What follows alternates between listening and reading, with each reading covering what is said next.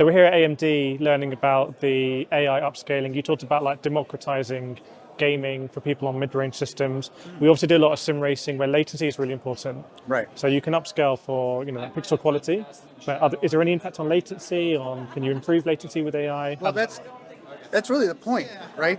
You could play at a native 4K resolution if your hardware wasn't strong enough, but your latency would suck. You'd get 40 frames a second, 30.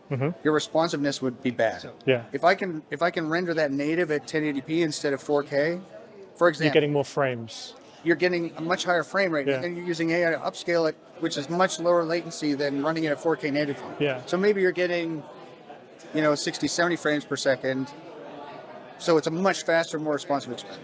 That's the idea. So for sim races particularly, you could say that run your games at a lower resolution to maximize the frames you're getting. Exactly. For that. And that's kind of transparent. Like if you turn on FSR in a game like this, FSR upscaling, depending on the different level you choose, it will choose a different native resolution. So it's kind of transparent to you. You just say, hey, I want performance.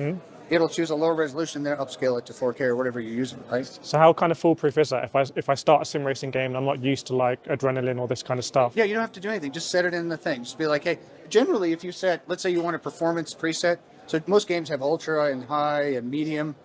Most games by medium, your upscaling is pretty high already. Okay. If the game supports FSR, it's kind of automatic. So if your FSR is toggled on upscaling, it will bake that into medium, high, ultra. Yeah, if the game supports specifically FSR 4, it'll be should be AI-based upscaling if it's the newer engines.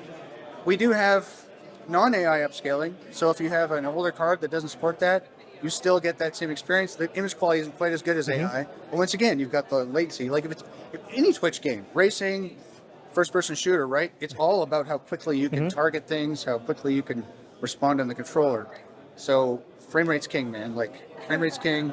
I usually set things to medium because I just like higher frame rates. I'd rather have it running at 200 hertz or 240 hertz on my monitor and getting that fast thing if it's a Twitch game.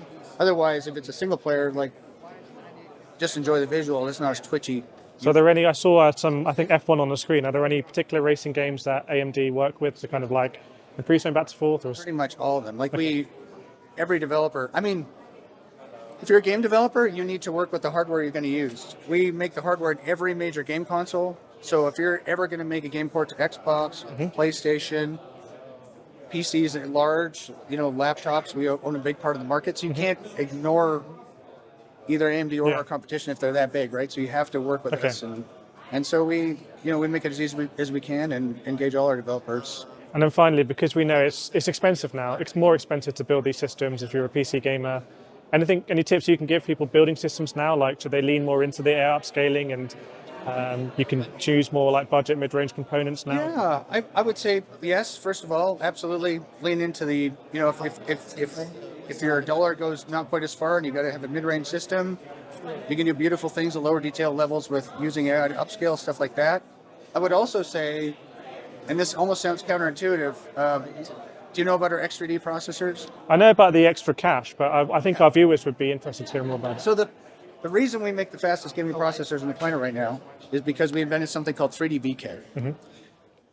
When you're running a game at a high frame rate, like every millisecond absolutely counts. Like in terms of the rendering you pipeline. need to spit out a frame every X amount of milliseconds, right?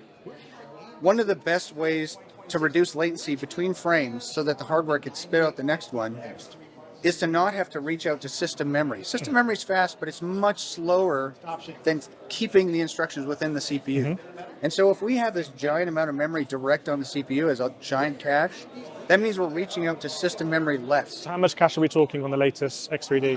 100-ish, megs. So to a lot of people, 100 megs will not sound like a lot because they're used to VRAM being in the gigabytes. So how does that work? So the reason is your game engine's optimized to, all software is, and there's AI also built into the CPU saying, what instructions am I going to need next? Which ones have I repeated? And it's smart enough to kind of keep all the really core stuff. Only stuff that's changing it needs to do. On the CPU. Now when it does that, the beauty of that is you can run, we've done tests, you can run slower system memory, maybe cheaper system memory, and it makes less of an impact if you have an X3D. Are you basically talking about RAM prices have gone up, so now you can have more cache here and run? Okay. Absolutely. So that's something to think about if you're building a system. Okay.